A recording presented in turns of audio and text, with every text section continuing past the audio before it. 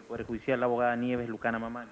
Señor presidente, señores magistrados, debo dejar constancia que también la favorecida solicitó informar sobre hechos vía telefónica desde el establecimiento penal Mujeres de Chorrillos. Se han intentado efectuar las coordinaciones vía telefónica con la dirección del penal, pero no han contestado hasta el momento del informe.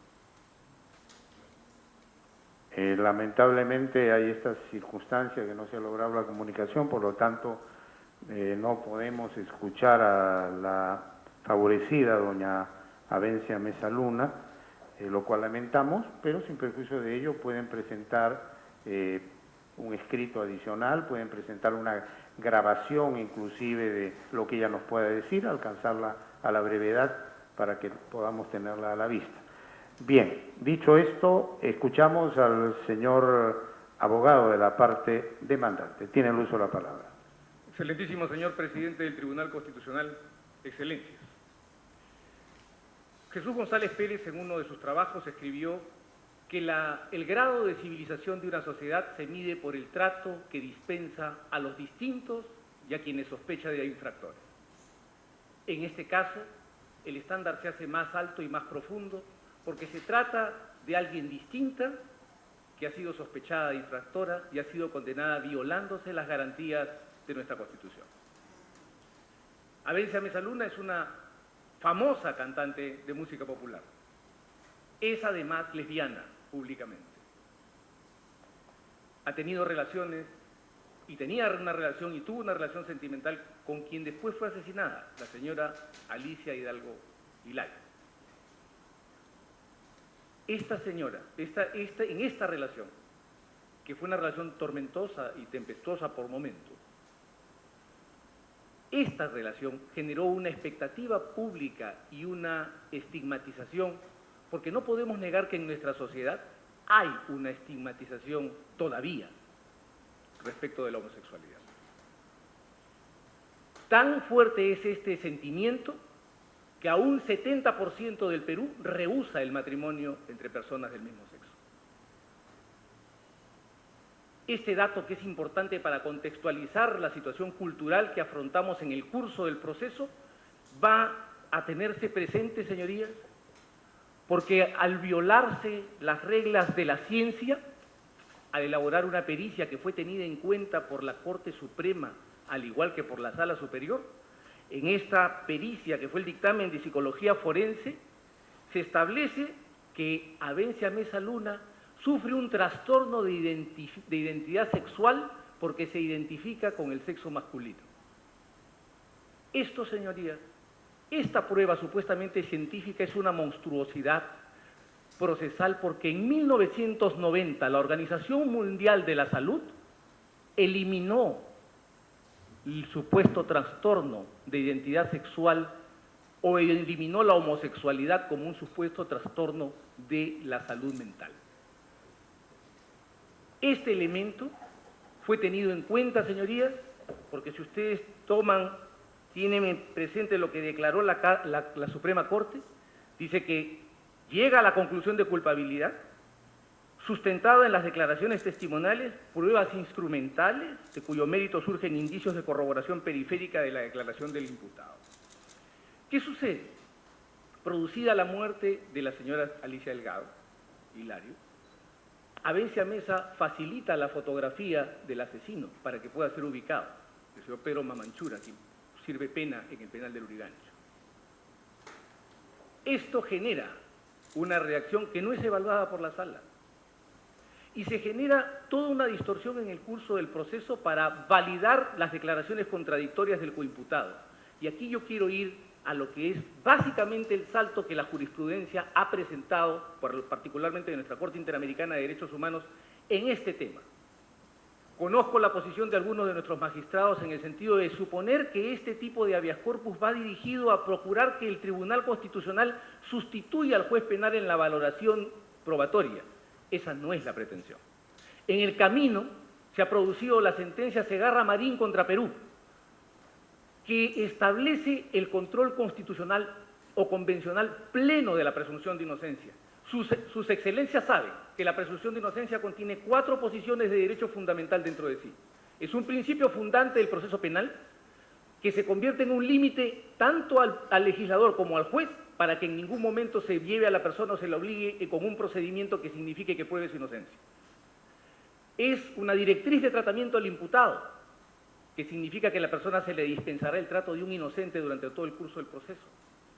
Es una regla de prueba que tiene un estándar probatorio, la existencia de prueba, con dos dimensiones. Una dimensión material, la existencia de la prueba propiamente dicha, y una dimensión jurídica, que es la licitud de la prueba. De ahí se deduce la regla de exclusión creada por la Suprema Corte de los Estados Unidos. Y una regla de juicio, que es la parte más contradictoria y dubitativa respecto de la jurisprudencia, pero que ha tomado posición nuestra Corte Interamericana. Si es posible controlar la suficiencia por medio del examen constitucional o convencional. Y se puede controlar la suficiencia cuando las razones de una condena violan las reglas de la lógica, de la ciencia, de la técnica o las máximas de experiencia. Y eso es lo que ha ocurrido en esta sentencia, señorías. Ha ocurrido, por ejemplo, que se ha tomado el dicho del coimputado contradictorio. Imputa a Abenza Besa Luna cuando no tenía ni abogado defensor ni había fiscal presente, declara solo ante la policía. Y luego en el proceso se desdice y se apela a un razonamiento de la Corte Suprema que es incompleto, porque la Corte Suprema ha dicho que tratándose de la declaración del imputado, el juez puede elegir cuando hay contradicción. La pregunta es, ¿puede elegir con libertad o tiene que elegir bajo la regla del indubio pro reo? ¿Puede elegir la que perjudique al procesado o debe elegir la que lo beneficie? Ese razonamiento debería ser desarrollado por este Tribunal Constitucional para completar cómo es que la elección del juez tiene que darse. Pero no queda allí, sino que además condenan a Abenza Besa Luna con 7 testimonios de oída, como si fueran 7 indicios distintos, confundiendo el indicio, que es un razonamiento probatorio, con el medio de prueba, que es una cosa diferente. Y entonces toman 7 testimonios que dicen que escucharon a Alicia Delgado decir que Abenza la había amenazado de muerte para convertir esto en 7 indicios distintos que abonaban a la culpabilidad de Abenza Besa Luna. Hay algo más en esto todavía, señorías, y es el reemplazo de los elementos de prueba por conjeturas o especulaciones de la sala. Respecto del dicho incriminatorio del coimputado, el coimputado dice, Mamanchura dice, Abenza Mesa me llama por teléfono el 17 de junio y me llama de su celular.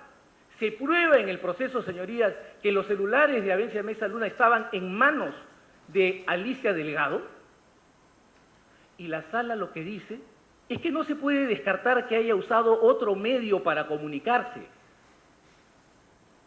No se puede descartar que contando con recursos haya usado otro medio para comunicarse, e inclusive que lo puede haber hecho en otro día. O sea, la sala reemplaza la corroboración del dicho del coimputado con una especulación, con una conjetura. Y con eso se condena a una persona a 30 años de prisión. ¿Qué se viola aquí, señorías? Lo mismo que en el caso Segarra Marín contra Perú. La presunción de inocencia en la regla de juicio, porque no hay elementos que puedan sostenerse desde la lógica, la ciencia, la técnica y las máximas de experiencia, un razonamiento de condena. Y porque no se execra ni se expulsa un pronunciamiento supuestamente científico que establece una tendencia o una opción sexual como si fuera un trastorno de la personalidad. Estas graves deficiencias de la sentencia, señorías, han colocado a una persona en prisión por el solo hecho, en mi opinión, de la opción sexual que tenía. Este es un caso que se repite en el Perú desde hace muchísimos años, y sus señorías, los que tienen edad suficiente conmigo o mayor que la mía, recordarán el caso de Ingrid Swain de Oliveira, en el famoso caso Sartorius, que fue condenada por su vida personal. Esas no son las razones por las que debemos privar a las personas de su libertad, señorías. Esa no es su motivo, esa no es una razón, no tiene fuerza ni poder de convicción. Yo les pido que repasen y vean que no estamos pidiendo una nueva valoración probatoria y que ustedes digan que esas pruebas conducen a la inocencia o a exculpar de los cargos. Lo que estamos pidiendo, señorías, es que ejecuten un razonamiento y un juicio sobre las razones expuestas por la Suprema Corte para convalidar un fallo condenatorio y vean si es que estas razones se ajustan a las reglas de la lógica, la ciencia, la técnica y las máximas de experiencia. Si después de hacer esta revisión ustedes convienen con la defensa en que se trata de una sentencia que está fuera del estándar de la sentencia penal, yo les suplico que declaren fundado este recurso de agravio, que declaren fundada la pretensión de habeas corpus y que fulminen esa decisión inmediatamente. Muchas gracias. Gracias. Abogada de la Procuraduría Pública del Poder Judicial, tiene el uso de la palabra. Con su venia, señor presidente de este Tribunal Constitucional, señores excelentísimos magistrados que conforman el tribunal, colega de la defensa técnica.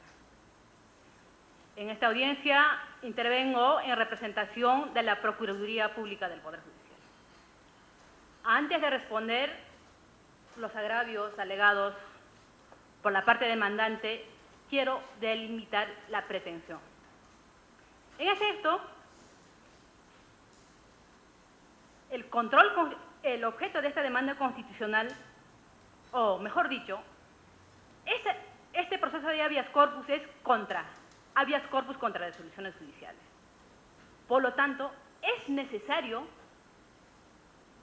seguir la jurisprudencia del Tribunal Constitucional, donde ya en su reiterada jurisprudencia nos ha delimitado cómo debe efectuarse el control constitucional de las resoluciones judiciales. Para ello me remito a la sentencia de Apolonia Colque, me remito a la sentencia de Juliana Llamoja respecto al control constitucional de la resolución judicial. Dicho eso, en efecto, si bien es cierto que la Ejecutoria Suprema es una resolución firme, por lo tanto, como muy bien mi colega de defensa técnica ha sostenido, que sí es posible control constitucional. Ahora, lo que acá debemos determinar si la Ejecutoria Suprema contenida en el recurso de nulidad 1192-2012 si es inconstitucional. Si en esta sentencia existe manifiesta vulneración al debido proceso, a la tutela procesal efectiva en su vertiente de la prueba. Al respecto, señores magistrados, he analizado este recurso de nulidad respecto al razonamiento de la Corte Suprema. Y la posición de la Procuraduría Pública del Poder Judicial es que a la hoy beneficiaria, Avencia Mesa Luna, no se ha condenado por su posición o opción sexual. Como muy bien ahora la defensa dice, en efecto, entre la agraviada Alicia Delgado y hoy la beneficiaria Avencia Mesa Luna, existía una relación amorosa. Y esa relación amorosa era tormentosa. Existían agresiones mutuas, lesiones. Ahora, debo precisar acá, en este caso existe un autor material y un autor intelectual, como comúnmente conocemos técnicamente en el Código artículo 24 como instigador. Acá se ha determinado que hay un autor confeso del ilícito penal incriminado, que es el César Mamanchura, quien ha confesado. Ahora, vayamos en cuanto al autor intelectual o la instigadora. ¿Cuál es el razonamiento lógico o la inducción de la Corte Suprema para imponer 30 años de pena privativa de libertad efectiva a la hoy beneficiaria, Avencia Mesa Luna? Lo siguiente: existe cadena de hechos concomitantes anteriores a la comisión del ilícito penal, donde se determina que existía como consecuencia de una ruptura amorosa, donde la agraviada decidió ya no continuar con la relación amorosa y buscar otra relación que se conoce con Miguel Salas. Entonces, como ese contexto es donde, según el razonamiento de la Corte Suprema, donde se concluye un razonamiento inductivo, que es acá, es necesario saber que acá se actuaba con una prueba indiciaria y no una prueba directa, donde se dice que al señor autor material se le ingresa a la casa de la agraviada Alicia Delgado para dar información de todos los movimientos de la agraviada para luego rendir la cuenta a la hoy favorecida. ¿Cuál era el móvil motivacional? Que por celos, porque decidió terminar. Entonces, señores magistrados, lo que yo quiero concluir es lo siguiente. Existe el video 5 días antes de la muerte de la hoy agraviada, que ella misma decía que se sentía amenazada de muerte. Existían mensajes de texto de la hoy beneficiaria donde se puede deducir que existían las amenazas de muerte que constan en la Ejecutoria Suprema. A ello se debe agregar la declaración de los 7 declaraciones testimoniales donde existen esas amenazas que finalmente se concluye que la señora hoy beneficiaria instigó para que se ejecutara la muerte. Entonces, señores magistrados, acá, desde la perspectiva de la Procuraduría Pública del Poder Judicial, si bien es cierto que no se ha hecho con una prueba directa, sin embargo, constitucionalmente es válida llegar a una inferencia con una prueba indirecta, y para nosotros sí existen las máximas de la experiencia, las reglas de lógica, donde la Corte Suprema determinó que la hoy beneficiaria es responsable penalmente del delito que se le incrimina. Es todo, señor magistrado. Bien, ¿réplica? Brevemente, señor abogado. Ha tocado un tema medular la señora representante del Poder Judicial, y es justamente la acusación y la condena. Ha establecido nuestra Corte Interamericana de Derechos Humanos en Barreto Leiva contra Venezuela, y ha sido ratificado por nuestro Tribunal Constitucional, que existe el derecho a la comunicación previa y detallada de la acusación, del cual se deriva, en su dimensión institucional, el deber de correlación entre la acusación y la sentencia. ¿Saben de qué acusaron a Vencia Mesa? La acusaron de homicidio como autora mediata. ¿Y han escuchado a la señora procuradora decir con verdad que fue condenada como instigadora? Sin que haya separación de la Sala Suprema o de la Sala Superior para la condena. No se debatió como tema central. ¿Qué dice la Corte Suprema? Sí, pero se debatió por ahí en el medio. ¿Qué se requiere? ¿Un debate colateral, accidental, o un debate plenario sobre la responsabilidad de la persona? ¿Qué ha dicho el Tribunal Europeo de Derechos Humanos en Pellicer y Sassi contra Francia? Donde les cambiaban la acusación a Pellicer y Sassi de autores a cómplices. Fíjense, los beneficiaba el cambio. Y aún así el Tribunal Europeo de Derechos Humanos dijo se viola el derecho de la persona y se anula este juicio. Aquí no se ha querido entender eso por la Corte Suprema. Hay un cambio de la calificación jurídica sin procedimiento de separación de la acusación. Hay además, señoría, como lo ha reconocido hidalgamente la señora representante del Poder Judicial, 7 testimonios de oídas. No son 7 testimonios de la amenaza, son 7 testimonios que dicen oímos a Alicia decir que a Vencia la había amenazado. Hay un vídeo que no nos cuenta completo la representante, donde al final se escuchan las carcajadas de Alicia Delgado. Y hay una declaración de la empleada que viola las reglas de la ciencia también. ¿Sabe por qué? Porque dice que ella vio cuando a Vencia la golpeaba y vio amoratada a Alicia Delgado. Señoría, la regla de la ciencia médica señala que la hemoglobina degrada entre 8 y 24 horas. ¿Cómo es posible que pueda haber amoratada a alguien que ha sido golpeado en ese mismo momento? Es evidente que es una fabulación, pero ni siquiera eso se valora en las sentencias. Por eso, señorías, ante estas gravísimas deficiencias, lo que yo les pido es que se analice la sentencia desde las reglas de la lógica, la ciencia, la técnica y las máximas de experiencia para poder establecer si es que ese razonamiento desarrollado ahí sustenta un juicio de condena. Eso es todo, señor. Gracias. ¿Dúplica? Sí, señor magistrado. Breve, por favor. Respecto al agravio que menciona respecto a la vulneración del principio de congruencia, la accesión y congruencia, debo precisar lo siguiente. Este agravio, la Corte Suprema ya ha dado respuesta en la Ejecutoria Suprema.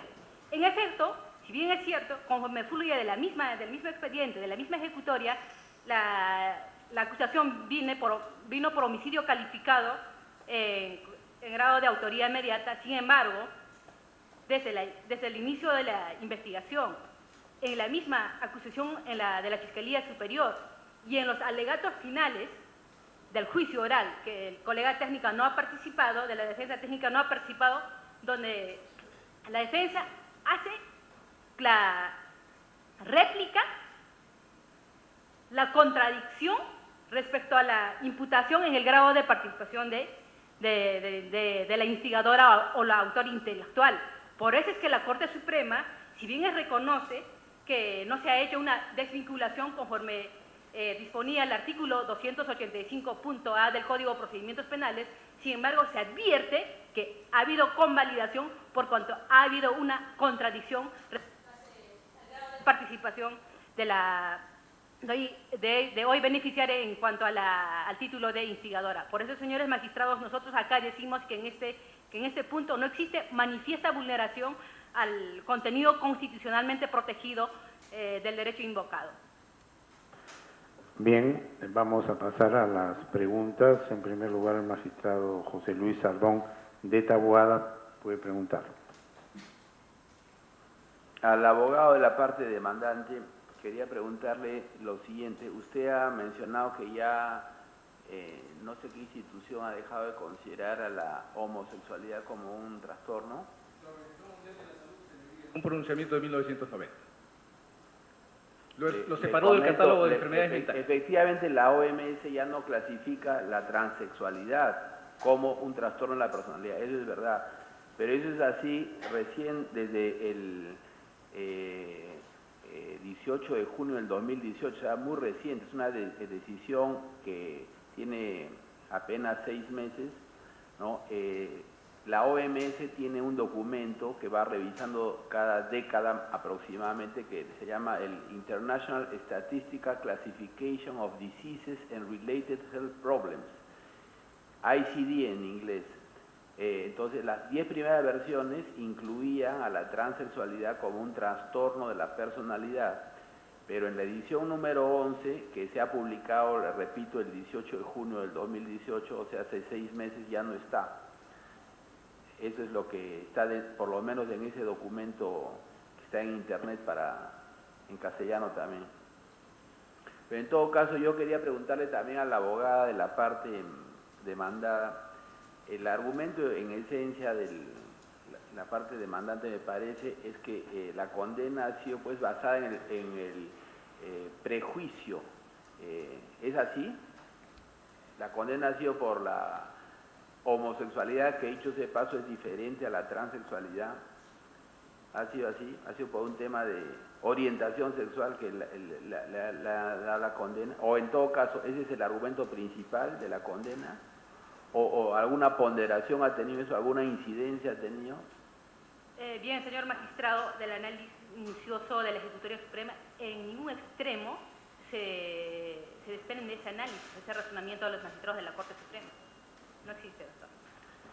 ¿De dónde ha sacado usted entonces, señor abogado, que la han condenado principalmente porque es homosexual o transexual? No principalmente, señoría. Entre las razones está el prejuicio, y quiero precisarlo, si me permite.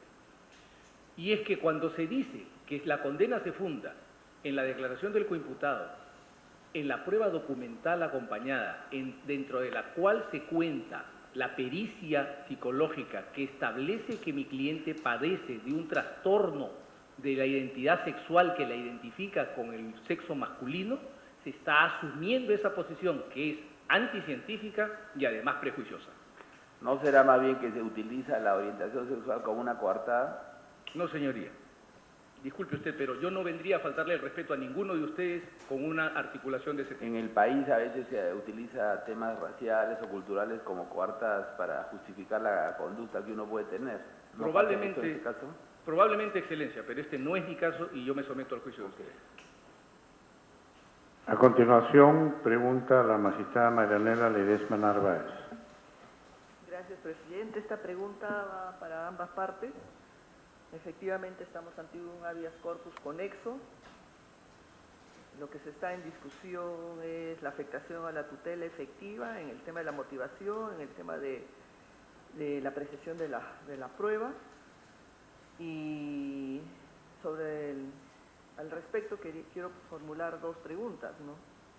Primera, teniendo en cuenta que el autor, el condenado directo por el homicidio, es este señor Pedro Mamanchura, y según lo que aparece de la sentencia, que es materia de control, aparece que este señor dio diferentes versiones. Y luego de esas diferentes versiones, los juzgadores tomaron la que pueda ser más proclive a imputar la responsabilidad de Abencia Mesa, atribuyéndole que le contrató para que mate a Alicia Delgado.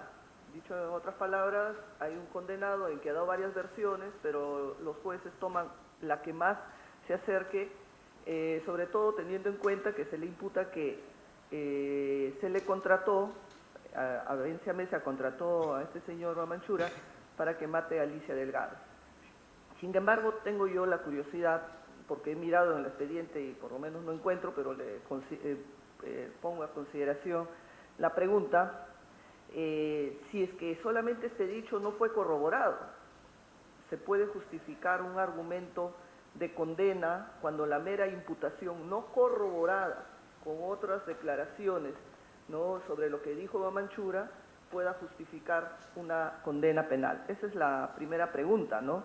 Imputaciones, sí, y sobre todo teniendo en cuenta, como también lo ha reafirmado la abogada de la parte demandada, se ha trabajado con prueba indiciaria, no se ha trabajado con prueba directa, la inferencia es el resultado de ella. Entonces, si yo atribuyo algo, pero no lo estoy corroborando con otros elementos, quisiera que expliquen cómo opera ahí la inferencia en ese contexto. Esa es la primera pregunta, para ambas partes, ¿no? La siguiente pregunta es: la condena se realiza sustentada en el móvil de los celos. No dice la Corte Suprema que el móvil por el cual Abencia Mesa había pedido a Pedro Mamanchura que mate a Alicia Delgado fueron los celos. Muy bien. Entonces, si ese es el argumento para sostener y justificar toda esta condena, sin embargo, el señor Mamanchura se llevó la caja fuerte luego de matar a la víctima. Pero la pregunta que va orientada, por lo menos para sostener esta lógica, es, ¿se estableció qué tenía el contenido de la caja fuerte? Jamás se abrió, jamás se miró qué tenía el contenido, ¿no? Se llegó a establecer el contenido de la caja fuerte, qué ocurrió con esta, dónde está la caja fuerte que fue sustraída de la escena, ¿no? Sobre todo si estamos justificando que fue un tema motivado por celos. Entonces, ese razonamiento, que lo que yo estoy haciendo es parafrasear lo que han dicho los magistrados de la Corte Suprema, este razonamiento que quiero compartir con ustedes, es para que motiven o por lo menos justifiquen cómo así se puede justificar una motivación coherente para poder atribuir así una responsabilidad, sobre todo en esta segunda pregunta, en la que se dice ha sido por celos, pero de la escena sale un elemento vinculado a una caja fuerte que jamás se hace, por lo menos en el proceso aparece alguna evidencia del contenido de esa caja fuerte. Vamos en orden con la venia de la magistrada. Yo creo que mejor contesta primero el demandante y después la parte demandada. Señoría, es más, digamos, yo quisiera señalar que es mucho más grave, porque no solamente es que no hay corroboración, sino que hay desmentido. El coimputado dice que Abencia Mesa lo contrata por teléfono el 17 de junio del año 2009. Y se demuestra que los teléfonos de Abencia Mesa estaban en poder de Alicia Delgado. Y entonces se desarrolla un razonamiento que es espeluznante de parte de la Sala Suprema, porque dice que no se puede descartar que haya usado otro medio y que se haya comunicado en otro día. Segarra Marín contra Perú ha establecido que ese tipo de razonamientos son inconvencionales. Ya fulminado justamente la sentencia del caso Segarra Marín, donde se dijo que el imputado no había podido desvirtuar los cargos de la Fiscalía. Eso es muy importante para nosotros, señoría, para señalar que ese razonamiento es inválido, porque ni siquiera, no es solamente que no tiene corroboración, sino que tiene desmentido. Y en segundo lugar, señoría, sobre el tema de la contratación, vuelvo a decir, no solamente no hay momento de la contratación, sino que además hay un elemento que para mí marca el sesgo de la investigación. Una persona ingresa a la casa y limpia la escena del crimen y nunca es tenida por sospechosa, estando el cadáver en la puerta con la puerta cerrada. Y cuando le preguntan, dice, no, es que se molestaba cuando la despertaban, pero la señora estaba desaparecida 2 días. ¿Quién llega a la casa de su hermano, encuentra cuchillos con sangre, encuentra las cosas botadas, ve el cuarto de su hermano cerrado y limpia la escena del crimen? Ese dato la policía no lo usó para sesgar esta investigación. ¿Cómo podía ser que Gabriela Mesa tuviera celos si es público y notorio, además, que ella había iniciado una relación sentimental con Sundi Culquimbos? No puede ser, no resiste la lógica. La máxima experiencia no es que la pareja que deja mata a la persona que deja. Al revés. Gracias. Bien, la parte demandada. Doctora Marianela, voy a empezar por la última pregunta para concluir. Diríjase usted al presidente, por favor. Perfecto. Lo que quiero es señalar respecto a empezar por la última pregunta de la doctora Marianela. La teoría del caso postulado por la defensa técnica del autor material César Mamanchura es lo siguiente: yo maté por emoción violenta. Eso con pericias psicológicas y psiquiátricas se determina que el autor material no mató por emoción violenta, ni por otro objeto, tal es así que después de haber cometido el crimen, no se le lleva nada, dice en la Ejecutoria Suprema, no lleva nada, algo valioso de interés o valor económico de la agraviada, sino simplemente se lleva una caja, que en realidad no tenía ningún valor económico.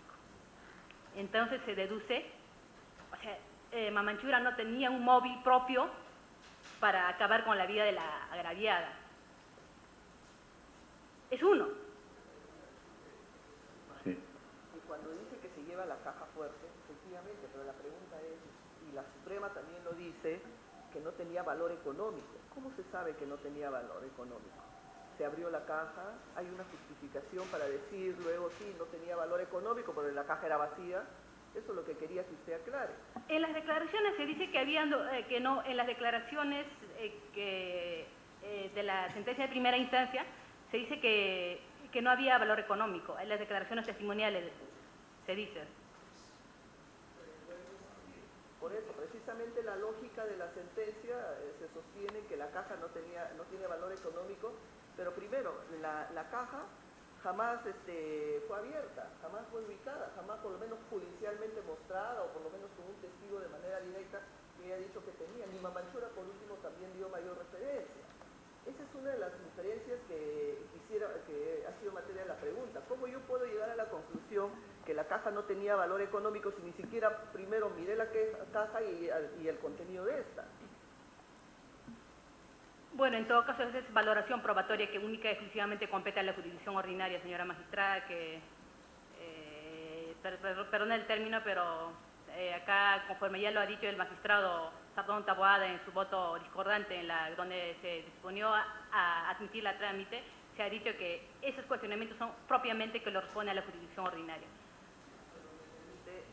La parte demandante ha venido precisamente a cuestionar las debilidades de las inferencias que se ha construido en la justicia ordinaria, ¿no? Nosotros no vamos a valorar la prueba, yo en eso sí coincido plenamente, yo no voy a ser juez ordinario, ponerme a valorar la prueba.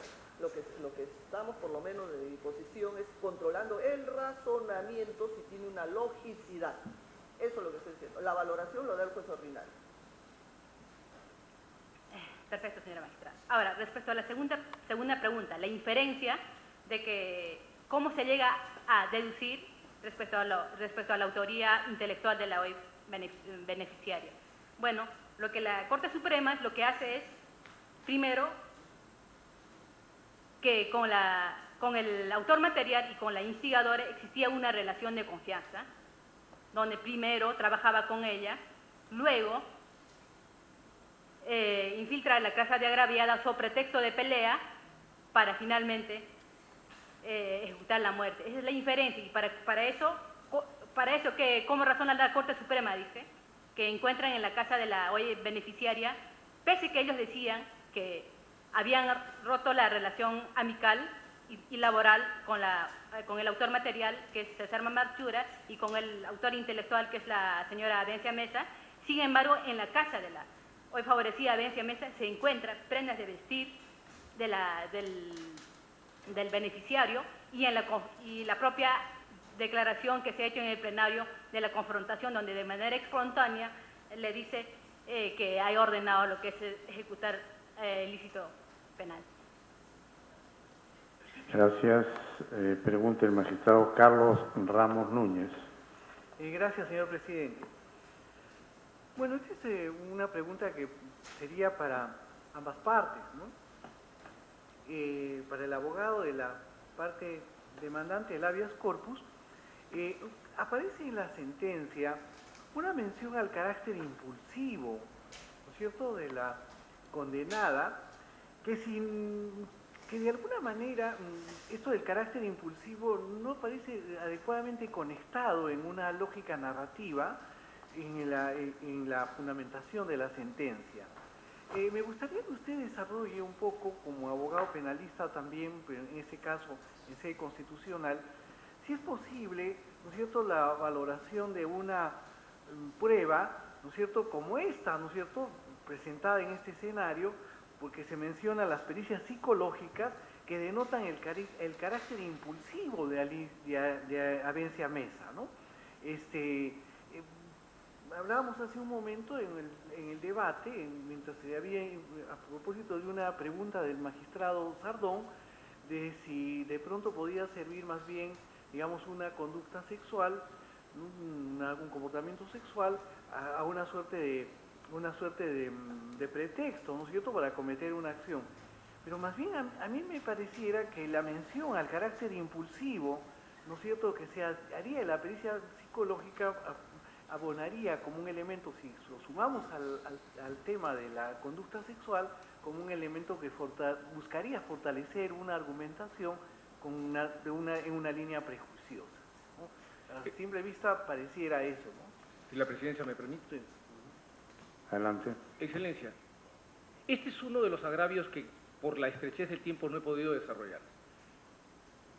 Los Estados Unidos tiene un libro que se llama, una norma que se llama las reglas federales de evidencia, que las conoce seguramente mejor que yo el magistrado Sardón.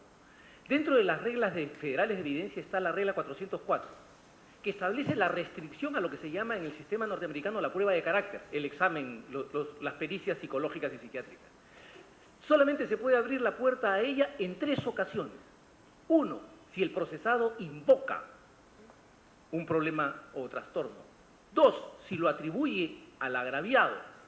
3, si es que existiese una manifiesta situación que permita colegir que hay una afectación mental. Aquí en el Perú, señorías, hay una costumbre de hacer pericias psicológicas en cualquier circunstancia y a cualquier persona, sea que haya o no discusión sobre su salud mental. Y eso se usa en unas plantillas que yo les suplico, señorías, porque es hecho público y notorio, constaten.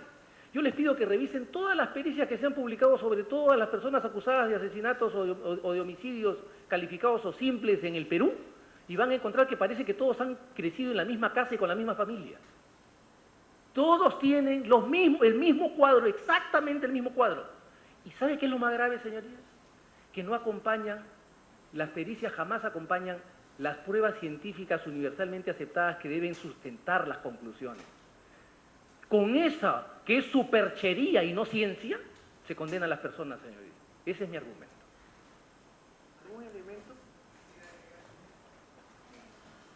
Ninguno, señor magistrado.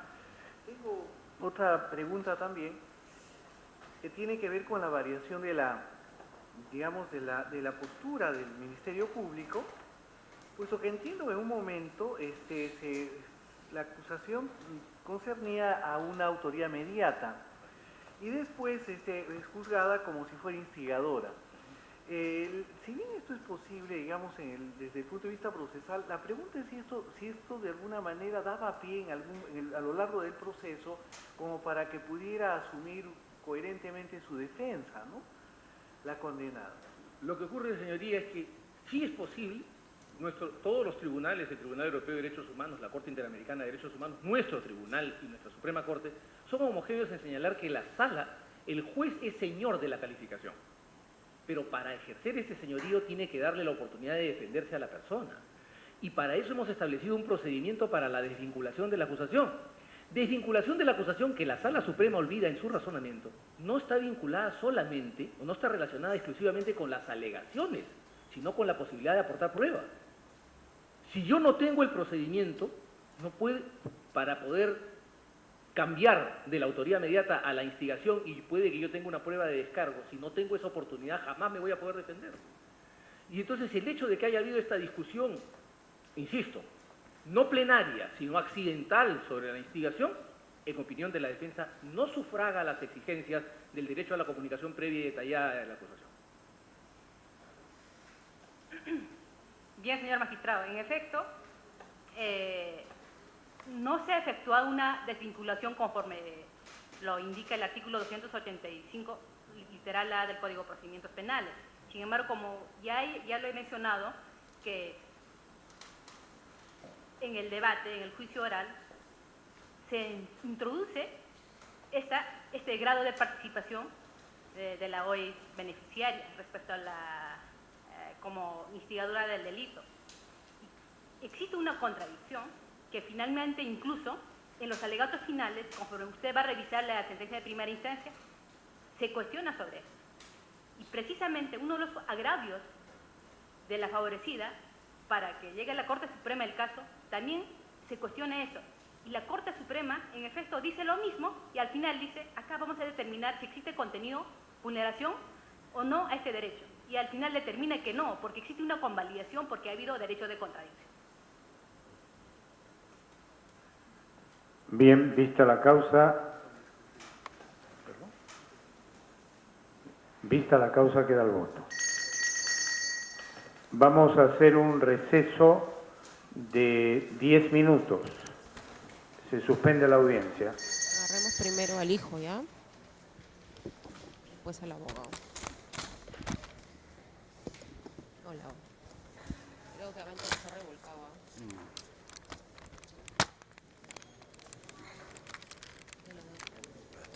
Hablará ellos. Igual hay que hacerlo hablar porque me dejamos la ruta con él.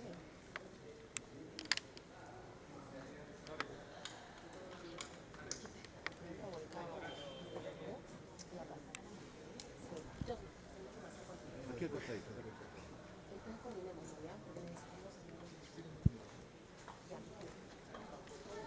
Claro, me la puse un ratito. No se puede declarar acá. Doctor, ¿se puede hablar acá?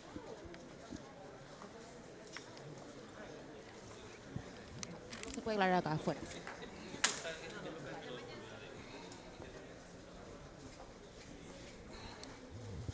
Creo que la niña, déjame esto, la niña es la niña.